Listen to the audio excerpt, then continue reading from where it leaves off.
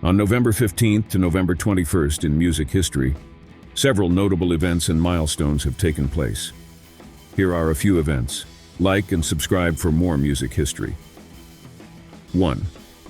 In 1988, after hitting it huge with their 1986 debut album, Licensed to Ill, Beastie Boys leave the label Def Jam and sign with Capitol Records. Under Def Jam, co-owned by rap impresario Russell Simmons and their producer Rick Rubin, Beastie Boys become wildly popular, with Ill topping the US album chart for 7 weeks. So what could possibly go wrong?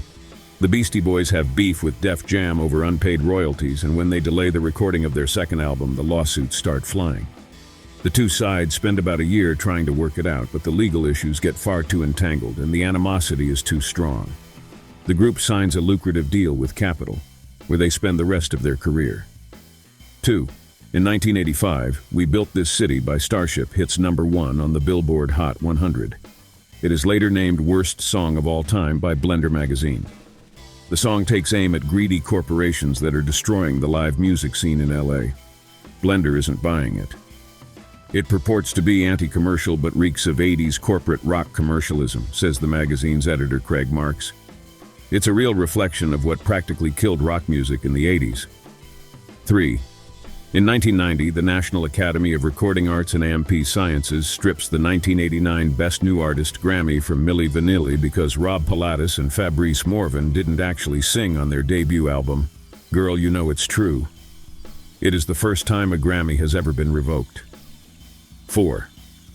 In 1973, after Keith Moon passes out at his drum kit, The Who pull a fan from the audience to take over.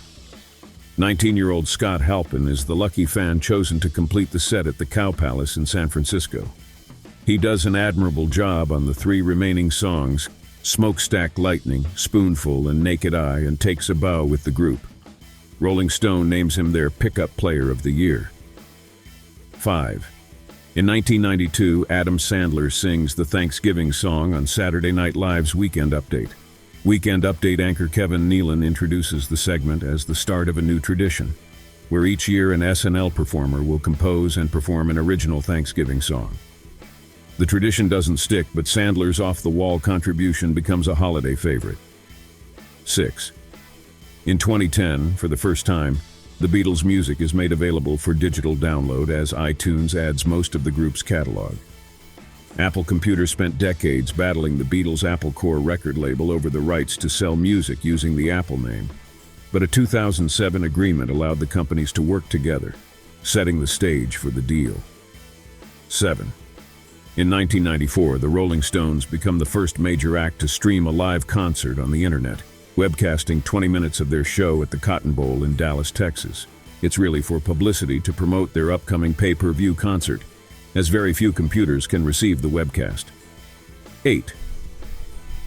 In 1985, LL Cool J releases his debut album, Radio, the first album ever issued on Def Jam Records.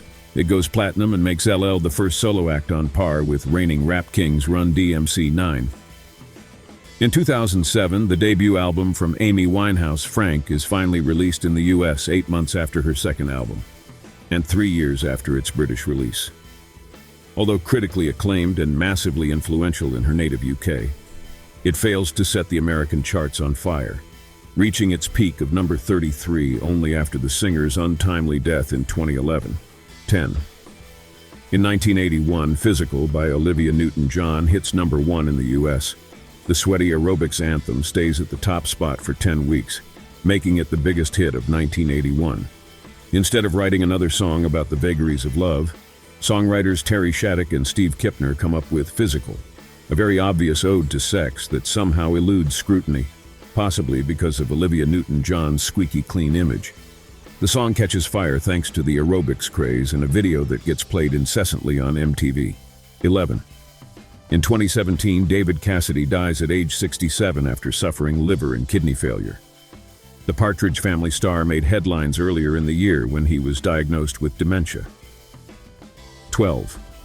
In 1975, the variety show Donnie and MP Marie, starring Donnie and Marie Osmond, debuts on ABC. Their theme song is May Tomorrow Be a Perfect Day, but the show becomes synonymous with a different tune.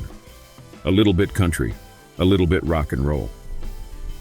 These are just a few significant moments from music history that have occurred on November 15th to November 21st. Music has played a central role in many lives, and numerous artists and events have contributed to its rich and diverse history. Like and subscribe for more music history.